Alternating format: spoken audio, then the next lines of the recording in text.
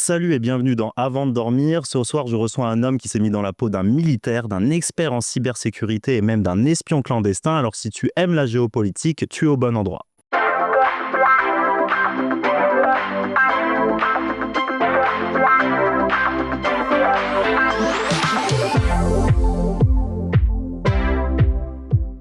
Bonjour Mister Géopolitique. Salut, merci de me Comment recevoir. vas-tu ? On est très content de te recevoir. Comment vas-tu en ce moment ? Très bien. Comme je te disais, je suis pas contre quelques heures de sommeil en plus là, cette semaine. En plus, on Tout va bien. t'accueille dans ce petit salon là. Tout cosy. On pourrait dormir, on pourrait faire une petite sieste ici. D'ailleurs, vu que je me soucie de mes invités, moi je veux savoir, est-ce que tu dors bien ? Parce qu'on est avant de dormir quand même, donc...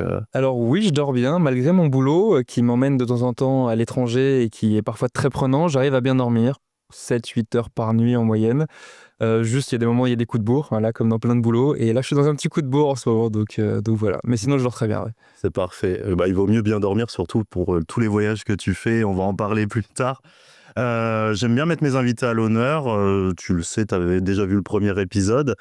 Et pour ceux qui ne te connaissent pas, j'aimerais que tu te présentes en 15 secondes. Ok, alors je m'appelle Gilda, j'ai 34 ans et depuis 9 ans, je vulgarise des sujets de géopolitique sur YouTube à la base, puis ensuite aussi sur TikTok et sur Insta. Donc ces vidéos, je les fais depuis chez moi, à la rencontre d'experts de plein de domaines différents, ou bien sur le terrain, et c'est clairement ceux qui marchent le mieux, enfin les vidéos qui marchent le mieux et que je préfère le plus réaliser. C'est super. Et nous, du coup, pour mettre ça un peu plus en valeur, on a préparé une petite vidéo pour que les gens comprennent bien ce que c'est et quels sont tes voyages. Let's go. Salut tout le monde, ici Mister Geopolitics, bienvenue pour une nouvelle aventure géopolitique au Mexique sur la thématique des drogues. L'objectif de cette vidéo, c'est que votre maîtrise du sujet passe de quelque chose éventuellement un peu brouillon à une analyse beaucoup plus fine. Et pour ça, je vous emmène avec moi dans des zones humides recouvertes de mangroves. Étant donné l'état actuel du climat et de certains indicateurs, la question de l'énergie et de la pollution dans le pays se pose. C'est l'objectif de cette vidéo. Je vous laisse en compagnie de François Lafargue. Bon visionnage. Je pense que dans un premier temps, il convient effectivement d'établir une sorte de panorama assez exhaustif de la situation énergétique du pays. Alors la déforestation donc, est un phénomène qui intéresse, si j'ose dire, essentiellement les régions tropicales. Je me trouve actuellement à l'Elysée et la présidence me propose de suivre le chef d'État français ainsi que la délégation diplomatique pour un déplacement en Inde. L'objectif de ce reportage, c'est donc de comprendre l'évolution de l'ordre international ainsi que la réalité d'une rencontre entre deux chefs d'État. C'est la fin de cet épisode, merci de l'avoir regardé jusqu'au bout. Je tiens vraiment à remercier Charles pour cette immersion incroyable dans l'état de Guerrero. Je vous dis à la prochaine, ciao! Alors moi, personnellement, ça me fait rêver quand je te vois aller partout comme ça. En plus, quand je t'ai découvert, j'ai appris tellement de choses. Franchement, ça, c'est super cool. Je voulais juste revenir un petit peu sur ta présentation. Du coup, tu t'appelles Gilda, tu as 33 ans, tu es créateur de contenu orienté géopolitique, effectivement. Ta première vidéo, en tout cas sur ta chaîne principale, remonte au 24 mars 2016. Ouais. Mais tu as fait des vidéos depuis beaucoup plus longtemps. Pas beaucoup plus longtemps, mais avant ça, oui, ça c'est vrai. Tu veux que je rentre dans le détail un peu, ouais ? Tu peux commencer à rentrer dans le détail. Alors en fait, j'ai commencé la vidéo parce que c'était pendant mes études et j'étudiais des sujets un peu en lien avec la géopolitique, même si c'était très gentil à l'époque, c'était pas des grosses analyses, mais c'était sur la pauvreté, sur les migrations, sur le narcotrafic. Et petit à petit, ça me plaisait d'en parler, mais pas juste à l'écrit en mode un truc trop académique. J'aimais bien la vidéo. Plus que la photo, c'est vraiment la vidéo que j'aimais bien. Et j'ai commencé avec la première GoPro. Premier modèle de la GoPro qui était sorti. Il se trouvait qu'à ce moment, je faisais un peu de sport outdoor. Donc, j'avais la GoPro sur mon casque. Et j'ai commencé avec ça. Donc, c'était vraiment pas de réglage de caméra. C'était vraiment hyper amateur. Et j'ai commencé des tout petits reportages pendant mes années d'études. Et j'en ai fait 2 chaînes YouTube que je pensais pas du tout un jour pouvoir en vivre. Et donc, c'est après ces 2 chaînes-là qui m'ont permis un peu de me roder que j'ai lancé la 3e, qui est celle sur laquelle je travaille aujourd'hui. D'ailleurs, tu parles de tes études. Tu peux expliquer un peu quelles études tu as fait ? Alors, j'ai eu la chance de pouvoir partir l'année de mon bac avec des copains. On a fait un projet au Sénégal. On a fait un petit centre aéré qui a duré quelques mois. Et j'ai eu une première claque en mode, ok, en fait, l'international, ça me plaît bien. C'était la première fois, j'avais 18 ans, c'était la première fois que je sortais du continent européen. Et je sentais que l'étranger m'intéressait. Vraiment, j'étais curieux de ça. Donc j'ai choisi des études qui me permettaient de partir le plus loin et longtemps possible hors de l'Europe. Et donc j'ai eu la chance de faire 2 ans en France où j'ai étudié vraiment l'économie, un peu le commerce et un peu tout ce qui touche à l'international. Puis ensuite 2 ans au Mexique. Et c'est vraiment pendant cette période-là que moi je me suis beaucoup révélé et que je me suis rendu compte que c'était ça que je voulais. C'était particulièrement à cette période-là. Ou est-ce qu'enfant, déjà, t'avais un peu ce goût de l'aventure Je pense que je l'avais, mais il s'est pas révélé aussi fortement que pendant ces années d'études. Je pense que j'avais déjà un petit truc, un petit embryon déjà, parce que sur le coup, je me rendais pas compte, mais avec le recul, il y a quand même des choses qui tiquaient, tu vois, jouer à plein de jeux vidéo d'aventure, j'aimais déjà un peu les vidéos, j'ai fait mon TPE, je sais pas si tu te souviens, Oui. voilà, sur un sujet un peu géopolitique qui était autour de l'eau. Donc il y avait quand même des choses, j'aimais déjà beaucoup la géographie, il y avait déjà des choses sur lesquelles en fait ça s'alignait petit à petit, ça se mettait en place, mais il y avait déjà un sentais qu'il y avait un petit truc comme ça. un petit embryon, quoi. Pas du tout de mon côté. Moi, j'avais fait sur Mars, le voyage vers Mars, justement. J'étais fan d'espace, mais je ne travaille pas dans l'astronomie à l'heure actuelle. Nous, on a un petit message de quelqu'un, justement, qui aimerait bien te parler et qui parle un peu de ses débuts et de cette période-là. On te laisse regarder. Avec grand Bien, salut Gilda, c'est Guilhem depuis Toulouse. Je me permets de te parler au nom de quasiment toute la famille, mais on est évidemment très fiers pour ton parcours, pour tout ce que tu as pu faire. Moi, il y a 2 aspects vraiment précis qui m'ont particulièrement touché. Le premier, c'est que tu as réussi un peu à t'autofinancer sur le début, en vendant notamment tes premières vidéos de parachutisme à des compagnies télécom coréennes. Ça, je te laisserai détailler toute cette histoire folle. Et un autre aspect que moi j'ai toujours aimé, c'est un peu le côté expérimentation que tu as pu faire sur une image avec ta GoPro 1 quand par exemple on la faisait voler sur mon planeur, ou quand après plus tard on a pu faire du parapente ensemble, ou quelques tournages en Arctique, tout ce qui gravite un peu autour de ta chaîne, qui sont pas forcément des sujets de géopo, mais des sujets dans lesquels tu as aussi envie de te mouiller et sur lesquels j'ai toujours plaisir à t'accompagner. Voilà, bon courage pour la fin de l'interview. Trop cool. Je m'y attendais pas du tout, c'est génial.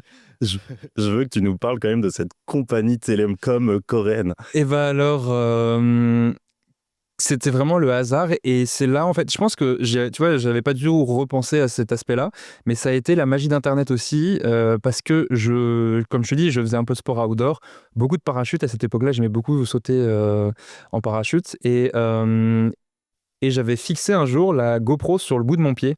J'avais fait une vieille accroche à maison. J'ai sauté et j'avais volé sur le dos en fait, pendant ma chute. Et j'avais fait en mode les mains derrière le dos, en mode posé à la plage alors qu'en fait t'es en train de chuter et tout. Et je l'avais mis sur, je crois que c'était sur Vimeo ou je sais pas. J'avais fait un vieux montage un peu, tu vois, avec ça. Et un jour je reçois un mail sur mon adresse perso de l'époque, en anglais, d'une compagnie coréenne qui était un peu en train de monter une vidéo pour un nouveau forfait, je sais pas, téléphonique là-bas. Et ils recherchaient des vidéos et ils n'ont pas trouvé sur les banques d'images, sur ce qu'ils avaient déjà en stock, ils n'ont pas trouvé d'image d'un mec en train de se relaxer en mode c'est génial parce qu'avec le forfait ça coûte pas cher et tout. Globalement c'était un peu le message, et ils ont vu ma vidéo et ils se sont dit on aimerait bien te l'acheter pour la mettre dedans. Et effectivement c'est la première fois de ma vie que j'ai vendu une vidéo de moi en train de me relaxer en l'air, et donc je me souviens c'était 1 500 €, ce qui était énorme à l'époque parce que j'étais même pas encore fini mes études, quoi. Et ça a été le hasard d'internet de me dire en fait tu sais pas ce qui peut arriver avec internet, et depuis il y a eu plein d'autres belles surprises, mais en fait en publiant ton contenu, en le mettant sur ces belles plateformes, enfin sur ce qu'est internet, et ben il y a des choses complètement folles qui peuvent se passer, comme là un gars de Corée qui t'appelle et qui te demande d'acheter ta vidéo, quoi. C'est ouf. Et c'est là que tu t'es dit, il y a peut-être un truc à jouer dans la vidéo. Je sais pas si ça n'a pas déclenché quelque chose en mode ok je vais faire ça de ma vie, mais par contre ça m'a conforté dans l'idée que si j'allais vers la vidéo, il y aurait des belles choses qui se passeraient, et qu'il fallait rester hyper optimiste sur tout ce qui pouvait arriver avec ça. Donc j'ai jamais eu aucune crainte en me lançant sur internet en me disant ça va pas marcher. J'étais très confiant sur le fait que globalement ça allait potentiellement avoir des répercussions jusqu'à en vivre un jour, quoi. Ouais, et d'ailleurs après tu t'es lancé, il me semble, dans des vidéos de tourisme. Ouais. Parce que tu as fait le tour de la Méditerranée. Oui, t'es bien renseigné. Ouais, j'ai un peu... Alors en fait, ce qui s'est passé, c'est qu'à la fin de mes études, donc je suis rentré du Mexique, j'ai fait une dernière année d'études à Dauphine, à Paris, et à ce moment-là, tous les potes de ma classe à Dauphine en master, ils étaient en mode moi je sais déjà ce que je veux faire après, je vais lancer un business au Sénégal. Parce qu'en fait, on était beaucoup de personnes qui venaient des pays en voie de développement dans ce master. Et moi j'étais en mode je sais pas encore vraiment ce que je veux faire, quoi. Je me cherche encore un peu. J'ai affiné plein de choses qui me plaisent. Et je me suis dit, puisque j'aime la vidéo, j'aime les sujets de géopolitique, j'aime aller sur le terrain, et go, je fais un projet de 9 mois où je m'autofinance complètement avec une campagne de financement participatif, des petits boulots. J'ai été serveur pendant de nombreux mois pour pouvoir payer ça. Et donc pendant 9 mois, je suis parti du détroit de Gibraltar, donc au sud de l'Espagne, pour faire tout le tour de la mer Méditerranée et arriver de l'autre côté du détroit de Gibraltar, côté marocain, en faisant tout le tour de la mer, un peu comme si c'était un grand lac, quoi. Voilà, en plus de ça, il se trouve que la Méditerranée, c'est la région la plus touristique au monde. À cette époque-là, pendant mon année de master, je m'étais beaucoup intéressé à comment le tourisme peut aider des pays à se développer. Et en fait, de traverser la Méditerranée, je me suis rendu compte que c'était aussi une région particulièrement géopolitique, comme on peut encore le voir aujourd'hui. Et donc, en fait, sur ma route, j'ai eu plein de sujets qui se sont amenés à moi, et j'en ai fait plein de vidéos pour une chaîne YouTube que je concevais à l'époque comme une chaîne temporaire, à savoir, je l'ouvre au début de mon voyage, je vais la ferme une fois que j'ai fini de faire mes vidéos, et après, ça me fait juste une ligne en plus sur mon CV. On a, voilà. on a encore accès à la chaîne, on a des petites images de cette deuxième chaîne. Ça va être horrible à regarder, ça va être horrible pour moi. Parce J'ai que... pas les vidéos, on a juste la chaîne qui... Ah ok, cool, tant mieux. Et mais du coup, tu es ultra autodidacte. Moi, je voulais savoir si tu avais à l'époque déjà des créateurs un peu de référence pour te guider justement, pour créer autour de ça. Alors, à l'époque, pendant ce voyage, c'est pendant ce voyage-là qu'est née l'idée de devenir youtubeur un jour. Vraiment, c'est à ce moment-là, j'ai eu un moment de lucidité. J'avais 10 heures de bus, j'étais en mode, ok, je regardais par la fenêtre, tu sais, tu rêvasses, c'était en mode, ouais, Gilda, tu peux pas te mentir à toi-même, t'as pas envie d'être derrière un bureau, t'aimes trop ce que tu fais là pendant la Méditerranée pour rêver d'autres choses. Et à ce moment-là, je regardais beaucoup Nota Bene. Ben de la chaîne Nota Bene qui vulgarise l'histoire. Il y avait aussi Cyrus North à l'époque voilà, exactement, qui a aujourd'hui un peu changé de voix, mais qui reste dans le grand univers de la philo. Et il commençait à en vivre tout juste. Et donc je me suis dit, c'est incroyable, c'est l'alignement en fait des planètes, c'est-à-dire que j'aime la vidéo, j'aime voyager, j'aime parler de géopolitique. En plus de ça, grâce à la vidéo, maintenant il y a des gens qui arrivent à en vivre. Je me suis dit, mais en fait, c'est l'alignement, faut que j'aille dessus, quoi. Et donc je suis parti de cette idée-là, 0 abonnés, 0 € en poche et 0 connaissance en géopolitique. C'est parti, le but c'est d'en vivre. Donc il m'a fallu quand même 2 ans pour me faire une audience, me former un peu à ces sujets de géopo, parce qu'au début j'apprenais vraiment beaucoup en faisant. Et construire aussi un embryon de business model qui s'est solidifié après. Mais c'est pendant ce voyage-là que c'est né. Et donc, c'était vraiment les 2 créateurs que je regardais. Après, je regardais beaucoup de tutos, sans forcément que ce soit un créateur, mais c'est plus des chaînes d'explications. Moi, j'ai appris à régler ma caméra grâce à YouTube. J'ai appris à régler mon micro grâce à YouTube. J'ai appris à cadrer grâce à YouTube. Donc, c'est passé par des vidéos horribles au début parce que je savais pas régler mes ISO, je savais pas régler tout ça. Et c'est pour ça que ça m'est très difficile aujourd'hui de revoir les premières vidéos que j'ai faites parce que je vois tous les défauts monstrueux que je faisais. Mais en attendant, c'est cool parce qu'il y a une belle progression depuis, quoi. Et du coup, si tu avais un petit conseil à donner à des gens qui voudraient se lancer dans la création, tu leur donnerais quoi comme conseil justement? De commencer avec ce qu'ils peuvent et en fait vraiment voir ça comme une progression, c'est-à-dire tu commences avec ce que tu as sous la main. Aujourd'hui, avec un téléphone, tu peux tout à fait faire une chaîne YouTube à succès ou un compte Insta et un compte TikTok à succès, et tu travailles sur tous les aspects. Et l'avantage qu'on a, c'est grâce à Internet, tu as toutes les infos à portée de main, c'est-à-dire que à toi de trouver ta patte, à toi de trouver tes sujets qui te font vibrer et sur lesquels tu as envie d'en parler. Mais après, la partie technique, tout peut s'apprendre grâce à Internet aujourd'hui, globalement. Et même si tu trouves pas ce que tu veux sur YouTube, tu peux payer 50 € quelque part une formation d'un mec qui te l'apprend et pas forcément besoin de passer une école. Alors c'est sûr que par contre, tu seras moins expert que quelqu'un qui effectivement a fait une école, et je veux surtout pas les dissuader d'en faire une. Mais ce que je veux dire, c'est que à l'ère d'Internet, on te demande pas...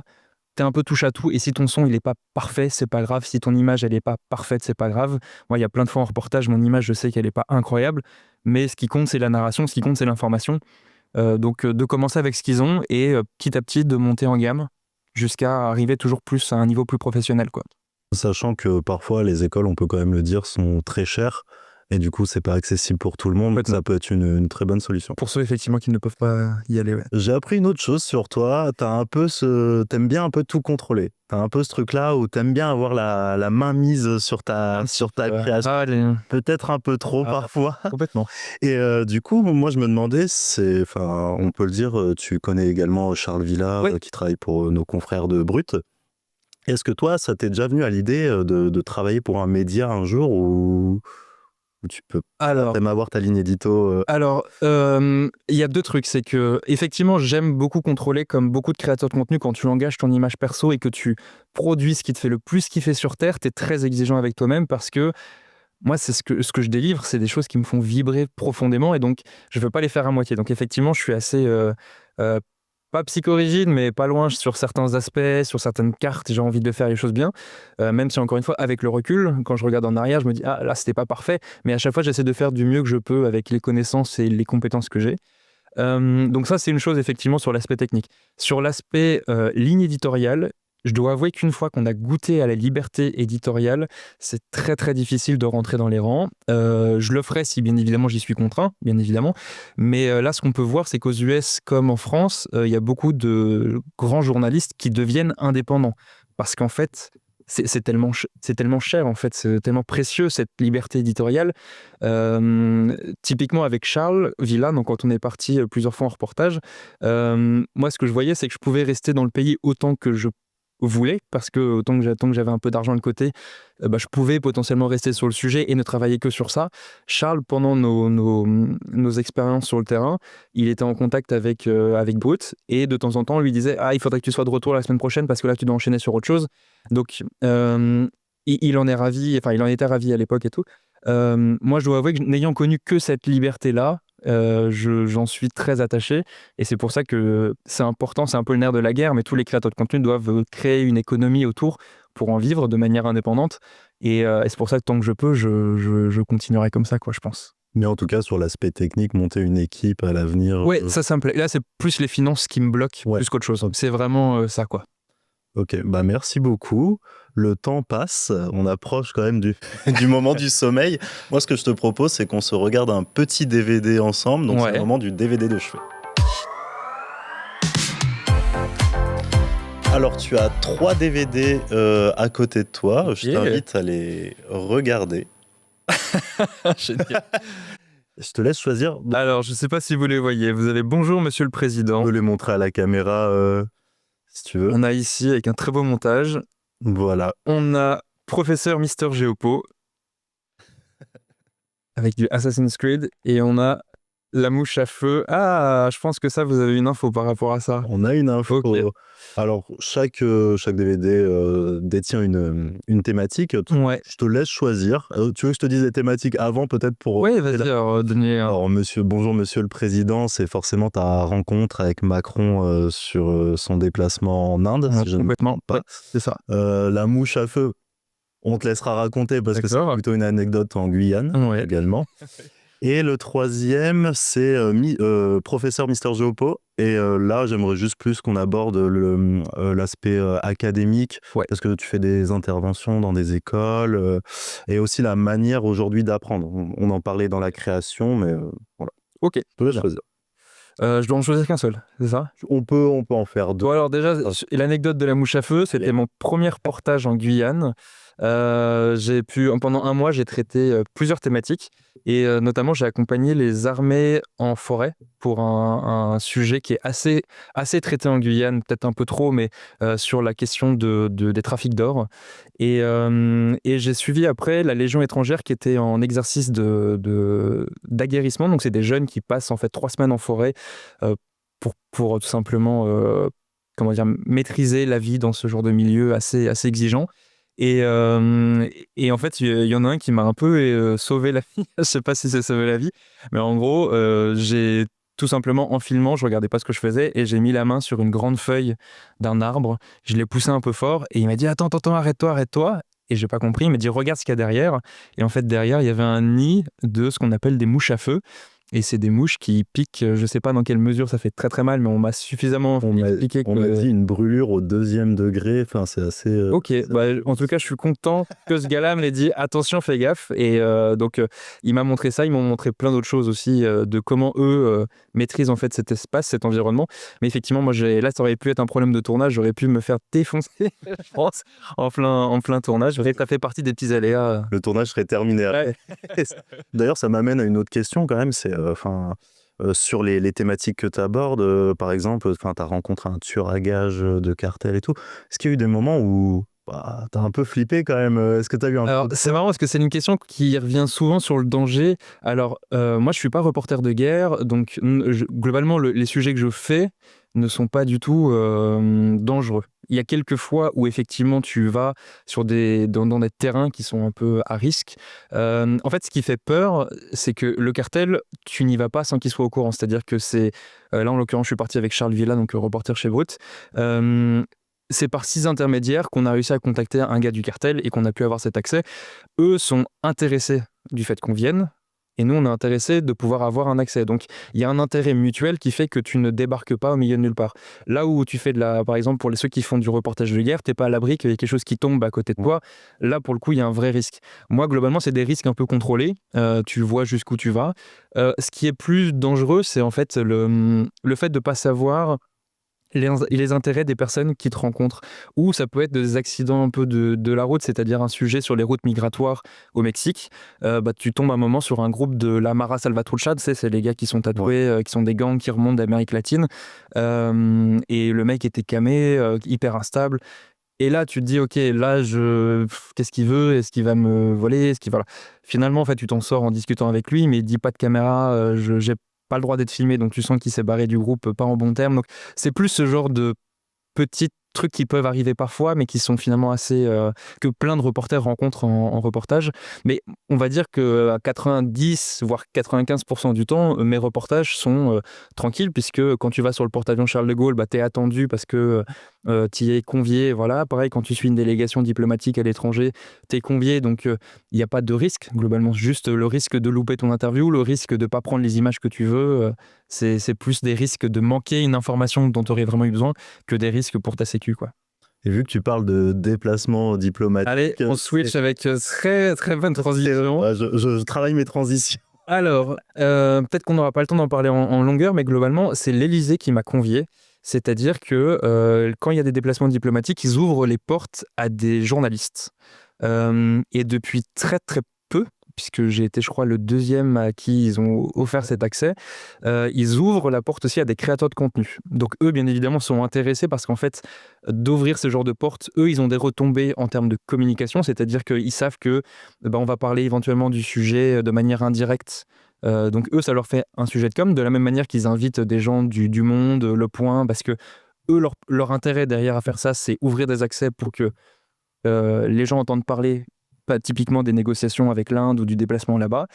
Et moi, mon intérêt, c'est j'ai un accès ultra privilégié de pouvoir aller interviewer un chef d'État, rencontrer d'autres personnalités, des diplomates, et m'ouvrir à un sujet que j'aurais peut-être pas du tout pu en parler si j'avais pas eu cet accès-là, quoi. C'est super bien, mais t'as pas cette sensation que... Alors, je vais pas parler de remplacement, mais en tout cas que la création de contenu est beaucoup plus mise en avant que le journalisme, ou en tout cas qu'il y a une sorte de basculement. Alors ça, oui, complètement, je suis d'accord avec toi. Et d'ailleurs, c'est presque même dangereux par moment parce que, comment dire, peut-être que certains, alors je pense pas l'avoir vécu, mais peut-être que certains se permettraient davantage de choses en se disant c'est qu'un créateur de contenu ou parfois un influenceur, c'est le terme qu'ils emploient, plus qu'un journaliste. Dans les faits, il y a un vrai travail de négo, moi de mon côté, c'est de dire, écoutez les gars, il n'y a pas de droit de regard sur ce que je vais produire, il n'y a pas de financement, le deal, il est là, en gros, on a mutuellement un deal, mais derrière, je suis libre de produire le contenu, et après, il n'y a aucun moment, ils ont cherché à m'orienter de quoi que ce soit,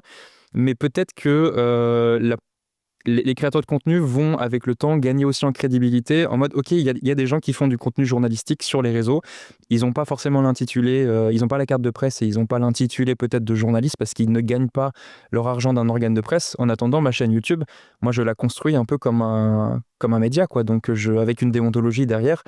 Donc, La difficulté, c'est peut-être qu'il y a des créateurs de contenu qui, eux, font pas forcément de journalisme, à qui on va ouvrir des portes et qui vont peut-être se retrouver dans un peu brinque-ballé à faire de la com malgré eux.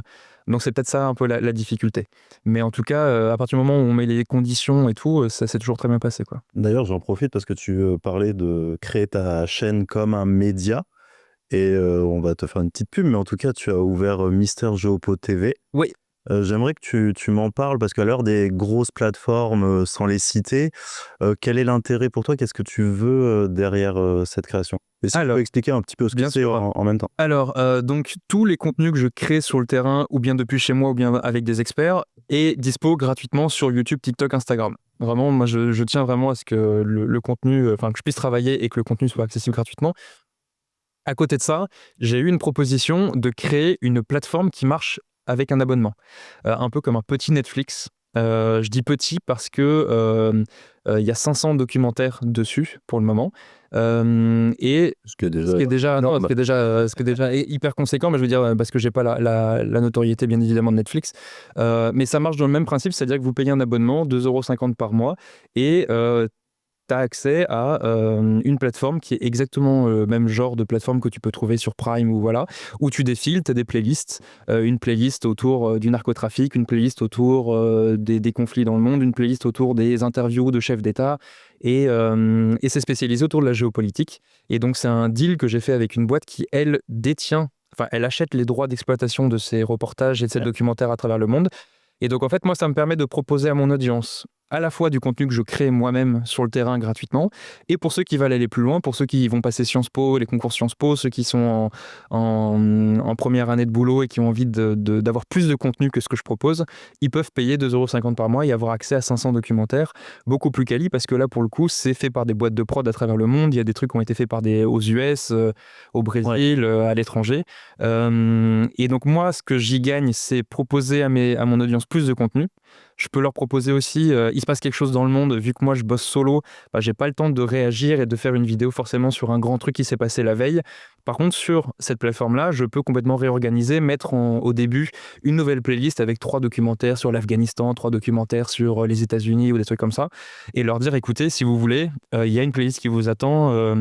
Donc ça me permet d'être réactif, ça me permet d'offrir plus de contenu, et ça me permet aussi, moi en tant que créateur, d'avoir un revenu qui s'ajoute à ce que je fais, et notamment un revenu régulier qui est très précieux, puisque ça vient compléter les autres revenus qui, eux, sont quasiment tous fluctuants selon les projets que je réalise.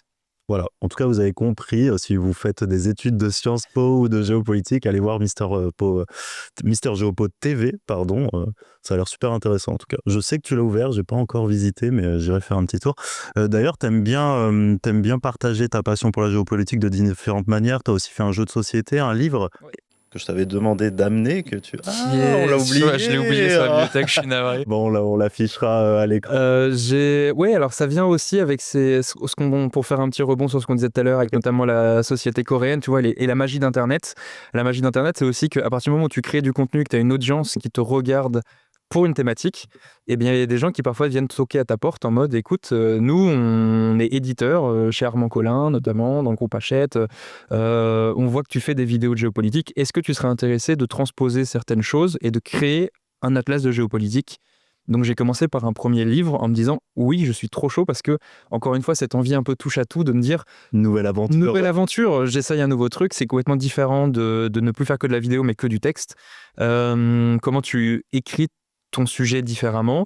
Donc j'ai commencé par un premier livre, puis un deuxième, puis ensuite 2 BD qui sont des sortes d'adaptations un peu libres des reportages que j'ai pu faire. Donc c'est de la BD, mais derrière t'apprends des choses sur la déforestation, ou le 2e tome sur le narcotrafic.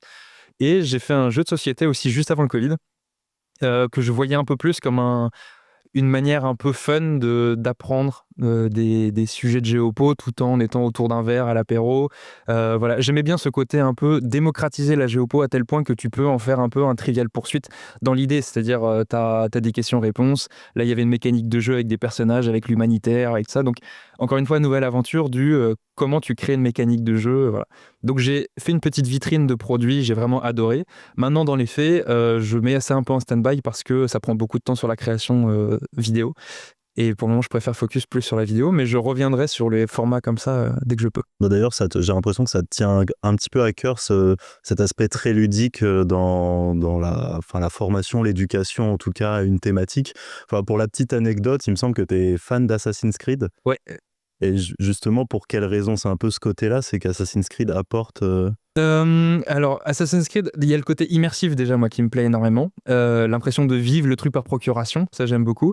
Typiquement, tu sais, sur les derniers, ils ont même fait un mode de jeu où tu peux juste que apprendre, tu sais, Discovery, c'est ça, il me semble qu'il s'appelle.